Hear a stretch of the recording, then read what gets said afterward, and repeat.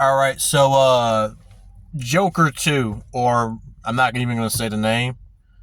Todd Phillips, I believe, was the director. There's been a lot of hate for this movie, and there's been some people actually trying to defend it. Uh, Me personally, I neither hate it, I neither liked the film. It's just I thought it was content. So because I already knew, I could already kind of figure going into it that the narrative probably wasn't going to be like that.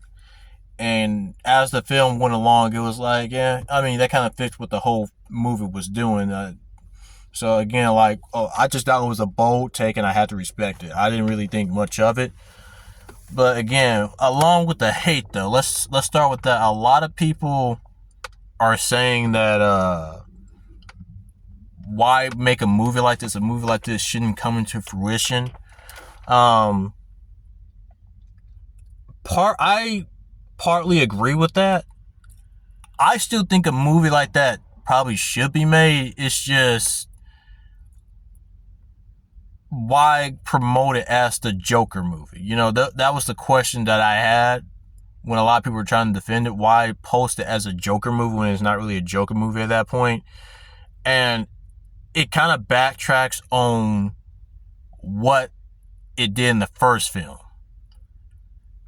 I think that's my only issue. It backtracks so hard to where not only is it saying like, hey, this ain't a real thing in the second one, neither is it a real thing in the first one.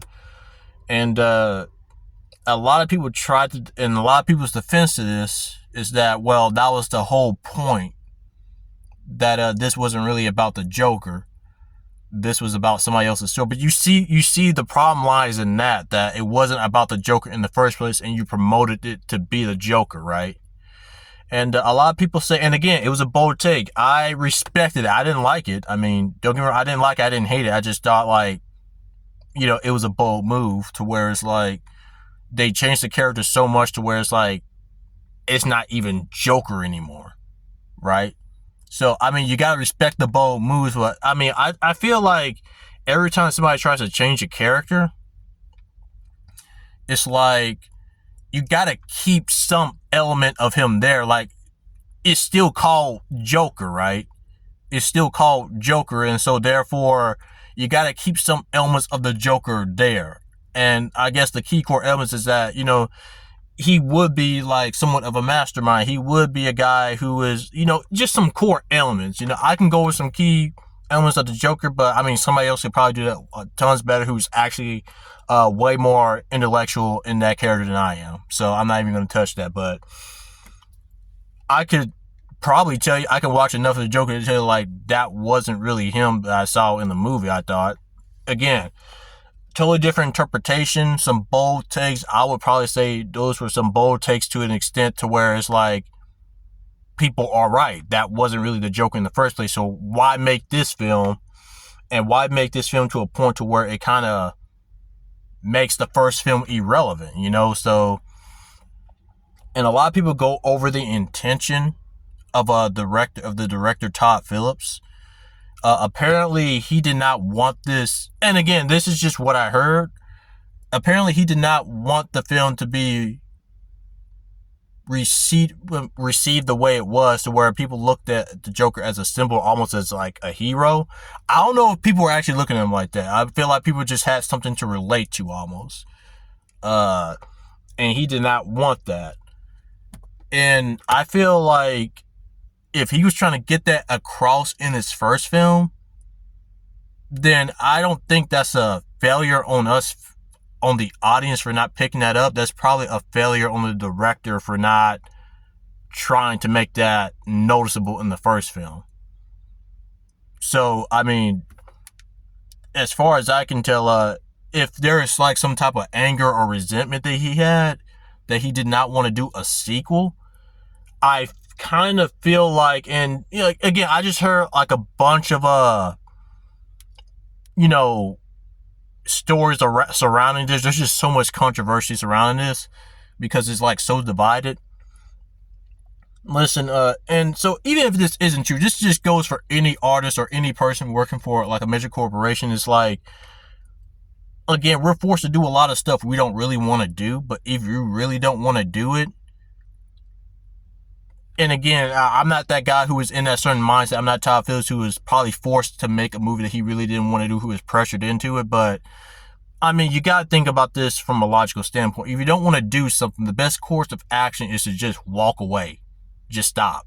Don't even try to do it, regardless of the pressure. Because what he did was I don't want to say he ruined his reputation, but I mean, he ruined a relationship, and he cost over, like, I believe it was over $100 million because the movie just bombed. I mean, bombed in a bad way, not bombed in a good way. And just because he wanted to make a point. And you got the people defending it, saying it was a masterpiece, saying that he meant to bomb out the box office. If he did, then I don't know how to take that as a, I just don't know how to respond to that. A guy who's willing to cost over $100 million, maybe he's a big time movie director. I don't know. Maybe he can do that. Maybe he can toss $100 million around in Hollywood like that. I don't know.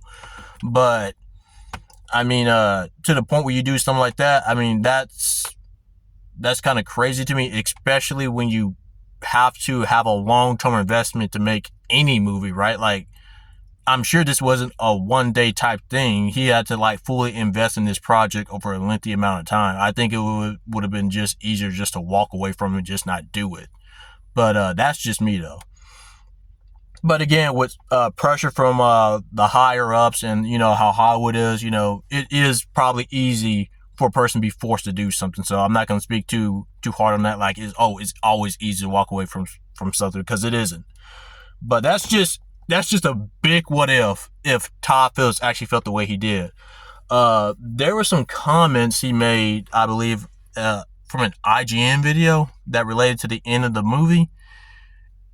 And those comments he made, if they're real, again, like, you don't know what source. I'm telling you guys the source because, again, like, apparently almost every source out there, kind of fumbles the bag when it comes to trying to, like, reiterate what somebody says. They kind of twist it around. But it really did come off as he's going into damage control, right? Like, oh, that's what I meant to do. It's not called D-Joker, it's called Joker. And, if you didn't, it really did feel like he was just trying to make excuses and go into damage control because he know it wasn't well received. So even to go as far as to like interpret the ending in the way like, oh, he's at peace with, the main character of the story, I believe Arthur, he was at peace with what happened to him, right? He came full circle with all that. It's like, nobody interpreted the ending like that.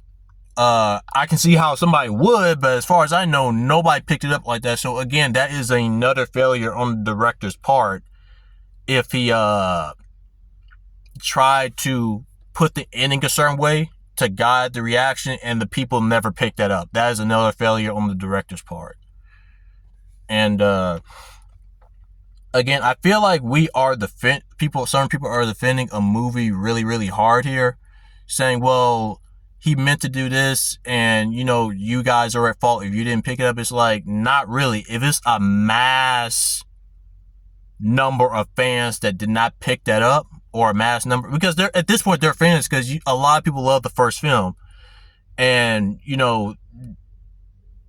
and they did not pick up, and you go as far as what you did here, and you lose millions. Like, that's a failure on the director's part, on not just a director making the movie, but on anything. If you try to make sure it's received a certain way and nobody picks it up, and not only does nobody pick it up, there's a huge number of people that interpret it a certain way, that's kind of on your part. You don't really punish the audience because, they received it a way that you didn't like, right? So it's like, I don't know. I kind of feel like it plays against what he's really trying to do here. And in the end, I mean, just from the stories I heard, right, from the controversies, I mean, it seems like he really did not want to do this, but how he handled it, he's kind of looking he's kind of looking a little bit low right now. Like he's kind of looking like a really low person right now because of how he chose to react to it. So that's just my view on it. I do feel like the hate, I sound like a jerk for saying it, but I mean, the hate is fully deserved. When you put out a project like this and people say it's a masterpiece and they respect it, and then you turn around and do a sequel, again, I have nothing against the second movie. Like I think I said in my review, I didn't really hate it. I didn't really like it. I just thought, again, it's a good ass movie. Just, it shouldn't have been the Joker, because I feel like you kind of portrayed the audience not only in this film, but also in the first film. And then people are going as far as to say, like, you even contradict the whole story of the first film. So that's even worse. Like, he tried to interpret the story in this fashion, and people picked it up in a totally different way. So that's a failure on his part. I feel like he shouldn't really, put a movie out like that if it's a response to how we felt with people responding to it. And people who are trying to defend this movie, they really are talking down to a lot of the audience about, oh, you guys need to embrace change, or you need to, like, pick up on certain details. It's like, the certain details, that's the director's fault. Embrace change, not really. Not when it's not at this scale, because it's like, again, he changed it so much to where they even say it in the movie. That's how much they changed it. Like, this is not the Joker. I am not the Joker. When you already have 2 movies out now that's saying, hey, Joker right here. And your only defense is like, well, it just says Joker, not the Joker. It's like you're kind of going back on what you understand what I'm saying. Like, it sounds like you're trying to save yourself almost from looking a certain way. That's what it seems like to me. Again, I could be wrong. All these stories I hear about could probably be fabricated, but it's like, especially with how the audience are reacting to each other, I feel like we need to get off this deep meaning. Like, I keep on bringing it up. The deep meaning, or like the meaning behind all this, or the intention, it doesn't really matter, because what matters is what you actually put out there.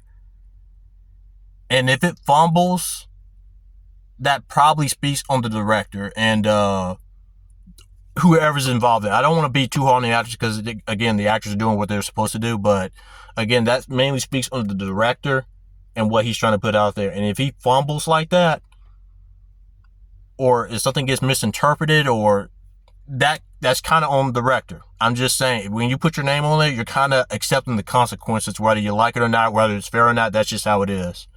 So, yeah, that's just my take on it. I think the hate is completely justified, if not deserved, because, again, that's just something that comes with being in a business like Hollywood, right? But I think people are coming at it a little bit too hard when they're trying to defend it, saying like, oh, some people are not smart enough to pick it up, or, oh, you guys can't embrace change. It's like, that's not what it is at all. They felt like they've been lied to, right? They felt like they've been lied to, and to some who really respected the character, who are really passionate about some of this, they kind of been cast into a negative light over this. So that's just my opinion about the whole situation and what's going on about the second Joker movie, or what's surrounding the second Joker movie, rather. I don't even feel comfortable calling it a Joker movie, but yeah, that's my take on it.